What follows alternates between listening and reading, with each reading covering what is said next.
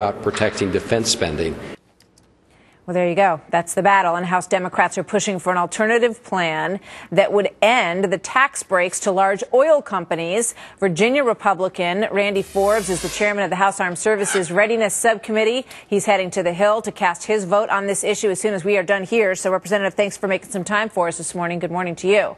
Good morning, Martha. So you heard Chris Van Hollen. The argument is that Republicans don't want to, that they want to make cuts to food stamps and social service programs, including a number of Medicaid health system for the poor, social services to block grants to states. That's their argument. Is that true?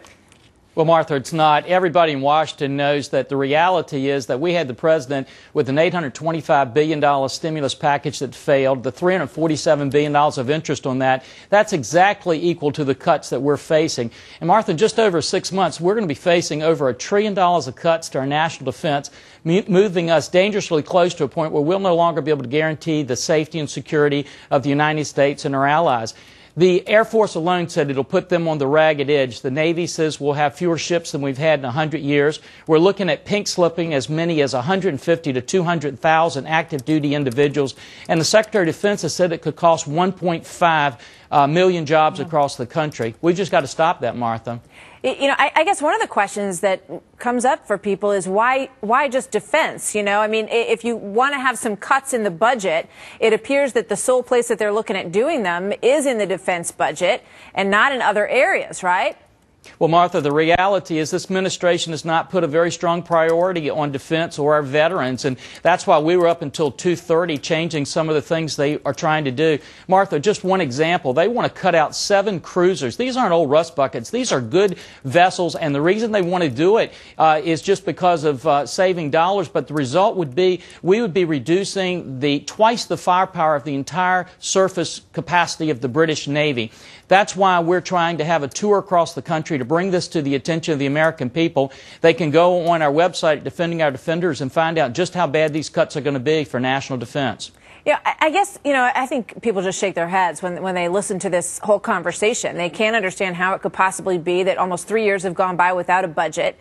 We watched the sort of cliffhanger moment of raising the debt ceiling several months ago, and that pushed us to this moment where they're trying to now prevent the sequestration that would kick in these defense cuts. I think people are just, you know, you see it in the numbers. The poll numbers of Congress are just abysmal. You know, so what do you propose to get past that? Well, Martha, I think 3 things. One, we stayed up until 2:30 last night in the Armed Services Committee trying to change some of this around. Second thing, we'll vote on a budget today that will actually stop these cuts. Third thing is we'll launch a tour that begins next week going across the country. We begin in Virginia, go to Florida and California, Arkansas, Montana, Illinois, trying to let the American people tell their story about the importance of not having these tremendous defense cuts. But is anybody across the aisle reaching out to the other side and saying, look, you know, we know you don't want to see these defense cuts. Can you give us this much and we'll give you that much? Any conversation like that happening whatsoever? Well, Martha, it is. In fact, on our tour, we'll have Democrats and Republicans that will be there who are concerned about these cuts. And remember, Martha, it's important to note that the House has passed a budget. It's the Senate that refuses to pass a budget. It may not be a perfect budget, but they ought to pass something so we can at least go to conference and try to reconcile some of those differences. We can't let this happen to the American people in the defense of our country or balance all this on the backs of our veterans. Well, it looks like folks are pretty fed up. Congressman, we wish you and both sides of this some luck as you try to handle it. Thanks. Thank you very much for being here. Thank you, Martha. At a time of war. Yeah.